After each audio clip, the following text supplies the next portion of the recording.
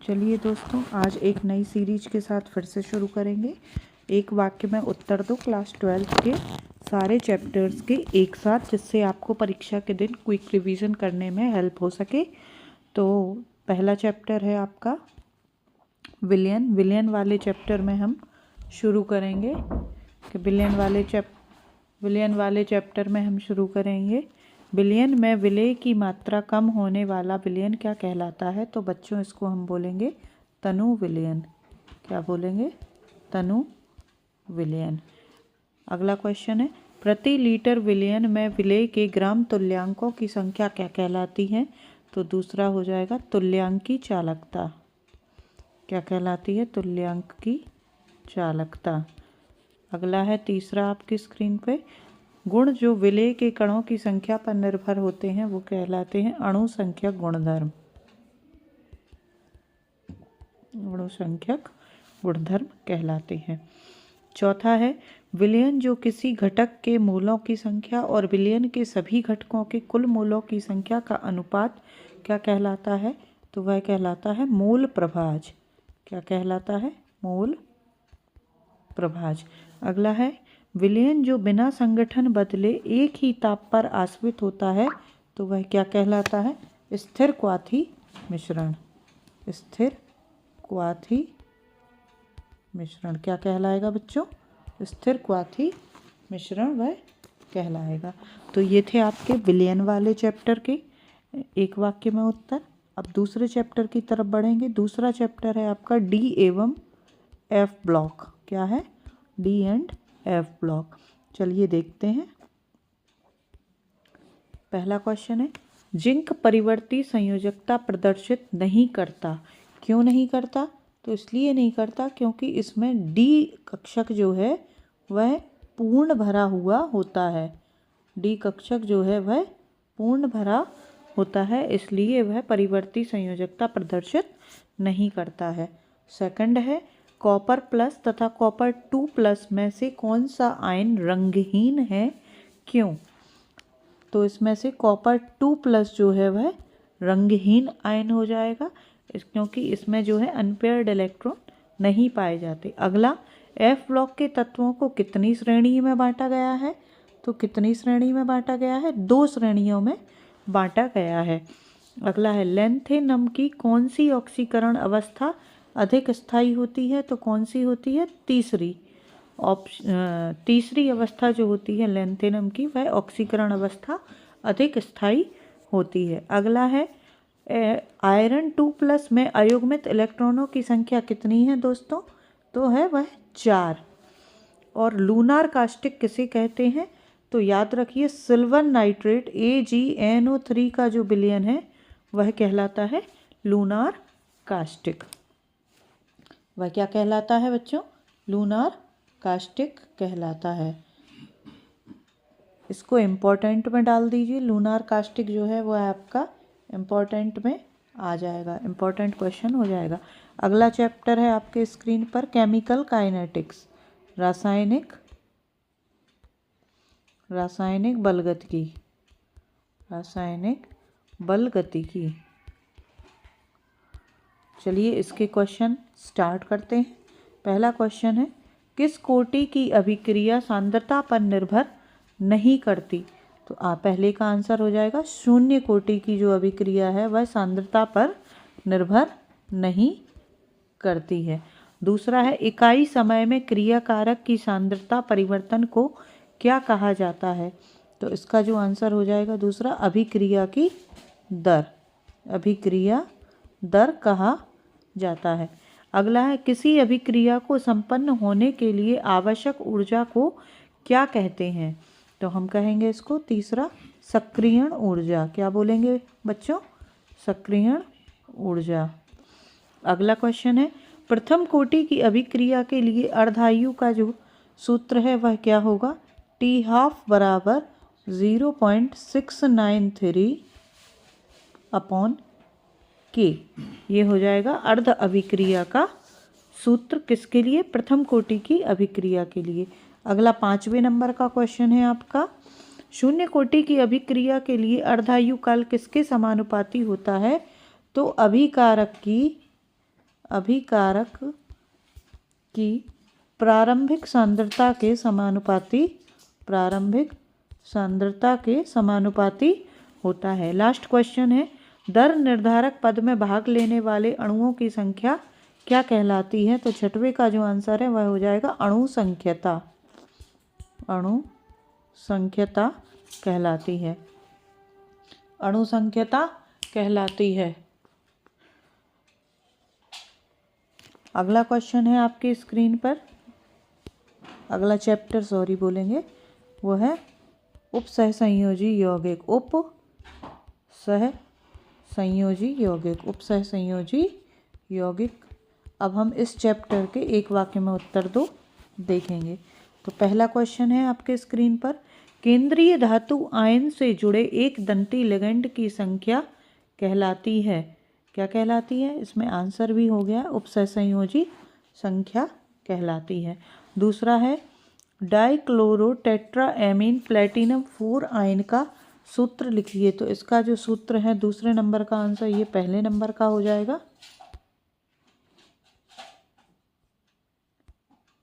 ये पहले नंबर का है। दूसरे नंबर का जो हो जाएगा PtCl4 और plus ion, PtCl4 plus ion.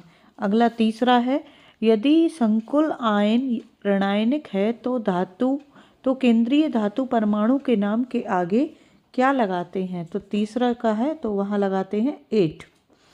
अगला है, वे योगशील यौगिक जो क्रिस्टल जालक के रूप में ही स्थायी होते हैं किंतु जलीय विलयन में अपने यौगिकों में टूट जाते हैं, वो क्या कहलाते हैं? तो इसका आंसर हो जाएगा द्विक लवण। क्या कहलाते हैं? द्विक लवण कहलाते हैं। अगला पांचवा है आपके स्क्रीन पर, वे आणविक या यौगशील यौगिक जिनका अस्तित्व जलीय विलयन या विलायक के विलयन में भी विद्यमान रहता है वह क्या कहलाते हैं? तो वो कहलाते हैं पांचवा संकुल यौगिक। क्या कहलाएगा? संकुल यौगिक। अगला है, लिगेंड में वह विशिष्ट परमाणु जो वस्तुतः इलेक्ट्रॉन युग्म देता है वह क्या कहलाता है? तो छठवा हो जाएगा दाता परमाणु। क्या हो जाएगा? दाता परमाणु। अगला, धातु या धातु आयन के साथ संयोजन का जब कोई बहुतंतुर लिगेंड चक्रीय संरचना वाला अणु बना लेता है तो वह क्या कहलाता है? तो वह क्या कहलाएगा? सातवां कीलेट। क्या कहलाएगा बच्चों? कीलेट कहलाता है। अगला, केंद्रीय धातु आयन तथा उससे जुड़े हुए लिगेंड को एक बड़े कोष्ठक के अंदर रखते हैं, इसे क्या कहते हैं? तो आठवें का हो जाएगा उप सहसंयोजन क्षेत्र। उप सहसंयोजन क्षेत्र कहते हैं। अगला है, उप सहसंयोजन संख्या 6 वाले संकुल के आयन का आकार कैसा होता है? तो 9वें का जो आंसर हो जाएगा आपका वो हो जाएगा अष्टफलकीय। कैसा होता है? अष्टफलकीय। अगला लास्ट है, बर्नर की प्राथमिक संयोजकता से निर्मित बंध कौन से होते हैं? तो 10वें का हो जाएगा विद्युत संयोजी बंध होते हैं। वो कौन से बंध होते हैं? विद्युत संयोजी बंध होते हैं। अगले चैप्टर की तरफ बढ़ते हैं। अगला चैप्टर है आपका हेलो एल्केन और हेलो एरीन। क्या है? हेलो एल्केन और हेलो एरीन। चलिए शुरू करते हैं अगला चैप्टर। पहला है, क्लोरोबेंजीन किससे क्रिया कराने पर DDT बनता है? मतलब क्लोरोबेंजीन की क्रिया हम किससे कराएं तो हमें DDT प्राप्त हो जाएगा। तो इसका पहला का आंसर है क्लोरल से। किससे कराएंगे? क्लोरल से कराएंगे तो हमें DDT प्राप्त हो जाता है। अगला, वुड्स संश्लेषण क्रिया में किस धातु का उपयोग किया जाता है? तो दूसरे का आंसर हो जाएगा सोडियम धातु का उपयोग किया जाता है। अगला है, बेंजीन की मेथिल क्लोराइड के साथ निर्जल एल्यूमिनियम क्लोराइड की उपस्थिति में क्रिया कराने पर टॉलुइन प्राप्त होता है। इस अभिक्रिया का नाम क्या है? तो प्यारे बच्चों, इस अभिक्रिया का नाम है फ्रीडल क्राफ्ट अभिक्रिया। Friedel craft reaction. क्या है? Friedel craft reaction. अगला है एल्किल हैलाइड के सोडियम धातु के साथ क्रिया कराने पर क्या प्राप्त होता है? तो चौथे का आंसर हो जाएगा एल्केन। क्या प्राप्त होता है बच्चों? एल्केन प्राप्त होता है। अगला है 5 नंबर का, बेंजीन सूर्य प्रकाश की उपस्थिति में क्लोरीन के साथ क्रिया बनाता है तो क्या बनता है? तो उसमें बनता है BHC, बेंजीन हेक्सा क्लोराइड बनता है। लास्ट क्वेश्चन है, एल्किल हैलाइड ध्रुवीय प्रकृति का होता है फिर भी जल में अविलेय होता है, क्यों? क्यों होता है? जब भी, कल भी आपको बताया था बच्चों कि जब भी जल आ जाए तो वहाँ पर सिर्फ एक ही बॉन्ड बनता है। कौन सा बॉन्ड? Hydrogen bond. और हाइड्रोजन बॉन्ड ना बनने के कारण वह जल में अविलेय हो जाता है। जब भी हाइड्रोजन बॉन्ड बनेगा तो वह क्या हो जाएगा? विलेय होगा। और हाइड्रोजन बॉन्ड नहीं बनेगा तो वह जल में कैसा रहेगा? अविलेय रहेगा। अगले चैप्टर की तरफ बढ़ते हैं।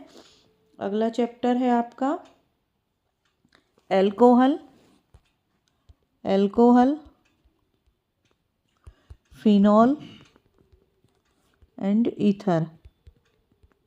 चलिए इसके क्वेश्चन आंसर देखते हैं। एक वाक्य में उत्तर। एल्कोहल को पीने से अयोग्य बनाने के लिए उसमें क्या मिला दिया जाता है? तो इसका आंसर हो जाएगा पिरीडीन। क्या मिला देते हैं बच्चों? पिरीडीन मिला देने से अल्कोहल पीने योग्य नहीं होता। अगला है एल्कोहल के निर्जरीकरण पर क्या बनता है? तो दूसरे का आंसर हो जाएगा एल्किन। क्या बनता है? एल्किन बनता है। अगला ईथर का समावयवी कौन है? तो ऑब्वियसली एल्कोहल। ईथर का समावयवी कौन हो जाएगा? एल्कोहल हो जाएगा। अगला है उस प्राथमिक एल्कोहल का नाम बताइए जो आयोडोफॉर्म परीक्षण देता है। तो चौथा हो जाएगा इथाइल एल्कोहल। इथाइल एल्कोहल जो है वह क्या करेगा? आयोडोफॉर्म परीक्षण देता है। अगला है पांचवे में क्या है? एल्कोहल तथा फिनॉल में कार्बन की संकरण अवस्था है। तो एल्कोहल में कार्बन की संकरण अवस्था है sp3 और फिनॉल में है sp2। अगला छठवें क्वेश्चन की तरफ बढ़ते हैं। तो छठवें का आंसर हो जाएगा आपका प्राथमिक एमीन पर नाइट्रस अम्ल की क्रिया से क्या बनता है? तो प्राइमरी एल्कोहल, प्राथमिक एल्कोहल बनता है। अगला सातवां है जटिल कार्बनिक यौगिकों को एंजाइम द्वारा धीमी गति से अपघटन करने की क्रिया कहलाती है। तो क्या कहलाती है? किण्वन, फर्मेंटेशन की क्रिया कहलाती है जब हम एंजाइम के द्वारा धीमी गति से उसका अपघटन करते हैं। अगला क्वेश्चन है आपके स्क्रीन पर 8वां, कार्बोलिक अम्ल किसे कहते हैं? तो किसे कहते हैं? फिनॉल को कहते हैं। कार्बोलिक अम्ल किसे कहते हैं? फिनॉल को कहते हैं। अब बढ़ते हैं अगले चैप्टर की तरफ। अगला चैप्टर आपका है कौन सा? Aldehyde, ketone and carboxylic acid.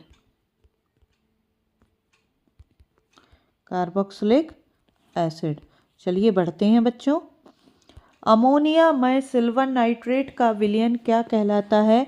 This is very important question. Answer हो जाएगा टोलेन अभिकर्मक। क्या कहलाता है? Tollens reagent. दूसरा है एल्डिहाइड में प्राथमिक कार्बन की संकरित अवस्था है। तो दूसरे का हो जाएगा sp2। अगला है एसिल क्लोराइड से संगत एल्डिहाइड बनाने वाली अभिक्रिया का नाम। तीसरा है रोजनमुंड।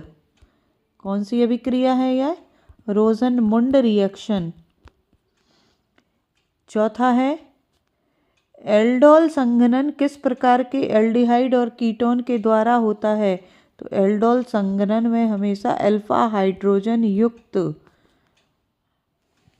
क्या होगा? अल्फा हाइड्रोजन युक्त एल्डिहाइड और कीटोन का संघनन एल्डोल विधि से होता है। अगला है 5वां हाइड्रोजोइक अम्ल की क्रिया वसा अम्लों से कराने पर प्राथमिक एमीन प्राप्त होता है। यह क्रिया क्या कहलाती है? तो यह कौन सी क्रिया है बच्चों? श्मिट अभिक्रिया है। यह कौन सी अभिक्रिया है? श्मिट अभिक्रिया कहलाती है। अगला, फॉर्मल्डिहाइड की सांद्र NaOH से क्रिया क्या कहलाएगी? कैनिजारो अभिक्रिया कहलाएगी। कौन सी अभिक्रिया? कैनिजारो रिएक्शन कहलाएगी। लास्ट है, फेलिंग विलयन के साथ लाल भूरे रंग का अवक्षेप कौन देता है? तो देता है एल्डिहाइड। कौन देता है प्यारे बच्चों? एल्डिहाइड देता है। अब आगे अगले चैप्टर की ओर बढ़ेंगे हम। तो अगले चैप्टर में है, कौन सा चैप्टर है आपका अगला? यह है नाइट्रोजन युक्त यौगिक। नाइट्रोजन युक्त यौगिक। चलिए इसकी तरफ बढ़ते हैं। इसके एक वर्ड में उत्तर क्या है? पहला है, नाइट्रीकरण मिश्रण क्या कहलाता है? तो इसका जो सही आंसर हो जाएगा वो हो जाएगा नाइट्रिक अम्ल HNO3 प्लस सल्फ्यूरिक अम्ल H2SO4 का जो मिश्रण है वह क्या कहलाता है? नाइट्रीकरण मिक्सचर कहलाता है। अगला है दूसरा, मीरबेन का तेल। इसको इम्पोर्टेंट में डाल दें, मीरबेन के तेल को। मीरबेन का तेल क्या कहलाता है? सही आंसर है दूसरे का नाइट्रोबेंजीन। नाइट्रोबेंजीन जो है वह मीरबेन का तेल कहलाता है। तीसरा भी बहुत इम्पोर्टेंट है, प्राथमिक द्वितीयक और तृतीयक एमीन में विभेद किस अभिकर्मक के द्वारा किया जाता है? तो तीसरे का आंसर है हिंस वर्ग अभिकर्मक। हिंस वर्ग रिएजेंट के द्वारा जो है प्राथमिक द्वितीयक और तृतीयक एमीन में विभेद किया जाता है। चौथा है, हवा में खुला छोड़ने पर एनिलीन काला भूरा पड़ जाता है। क्यों पड़ जाता है? क्योंकि उसका ऑक्सीडेशन की क्रिया उसमें होने लगती है, इसलिए जो है वह काला भूरा पड़ जाता है।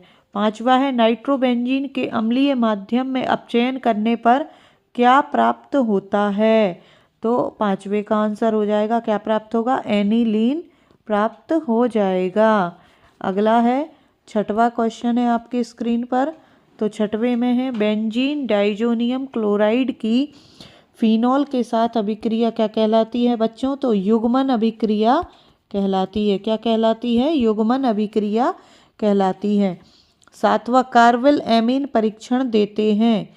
कौन देते हैं? तो प्राइमरी एमीन जो है, प्राथमिक एमीन जो है, प्राथमिक एमाइन जो है वो कौन सा परीक्षण देते हैं?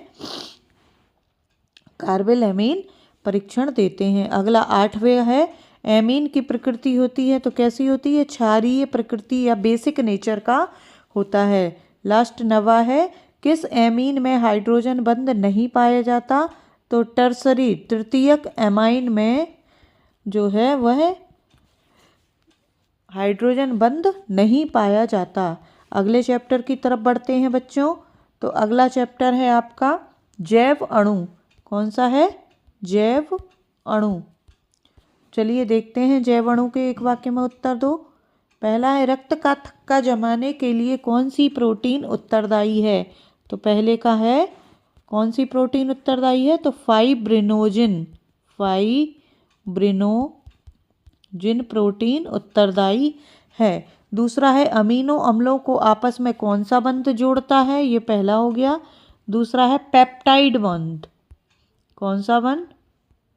पेप्टाइड बंध जो है वह आपस में जोड़ता है। अगला, ग्लूकोज में पाइरेनोज वलय होता है जबकि फ्रक्टोज में तो कौन सा वलय होता है? फ्यूरेनोज। फ्यूरेनोज जो वलय होता है। अगला, शरीर के लिए ऊर्जा का मुख्य स्रोत क्या है? तो क्या है? चौथे का कार्बोहाइड्रेट। कार्बोहाइड्रेट। अगला है, हमारे शरीर द्वारा निर्मित न होने वाले अमीनो अम्ल जो हमें शरीर को बाहर से आहार में दिए जाते हैं वो क्या कहलाते हैं? पांचवा, तो वो कहलाते हैं आवश्यक अमीनो अम्ल। क्या कहलाते हैं बच्चों? आवश्यक अमीनो अम्ल। अगला क्वेश्चन है, विटामिन सी का रासायनिक नाम क्या है? तो विटामिन सी का जो रासायनिक नाम है वह है एस्कॉर्बिक एसिड। एस्कॉर्बिक एसिड जो है वह हमारे शरीर का विटामिन सी का रासायनिक नाम है। अगला है डाइसैकेराइड का सामान्य सूत्र है। तो डाइसैकेराइड का सामान्य सूत्र है C12H22O11। अगला है कैल्सीफेरॉल किस विटामिन का रासायनिक नाम है? तो 8वें का विटामिन डी का जो नाम है वह है कैल्सीफेरॉल। अगला क्वेश्चन, दूध में उपस्थित डाइसैकेराइड शर्करा है तो वह कौन सी शर्करा है दूध में? Lactose sugar. कौन सी शर्करा है? Lactose sugar. लास्ट क्वेश्चन है, रक्त में उपस्थित ऑक्सीजन वाहक का नाम क्या है? तो वह क्या है बच्चों? हीमोग्लोबिन। ऑक्सीजन का वाहक जो है वह कौन है? हीमोग्लोबिन है। एक चैप्टर आपका बीच में छूट गया है, विद्युत रसायन। तो चलिए लास्ट में हम पढ़ लेंगे विद्युत रसायन के एक वाक्य में उत्तर दीजिए।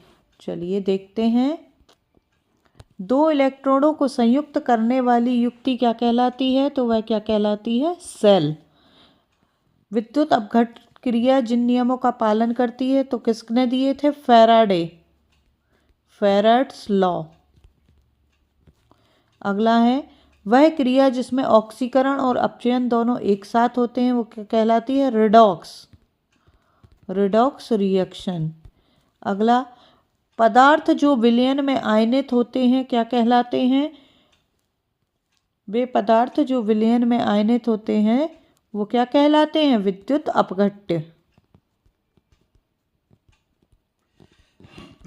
क्या कहलाएंगे प्यारे बच्चों? विद्युत अपघट्य। 5वां है, नियम जिसके द्वारा अल्प विलेय लवण की विलेयता ज्ञात कर सकते हैं तो वो हो जाएंगे, किसने दिए वो नियम?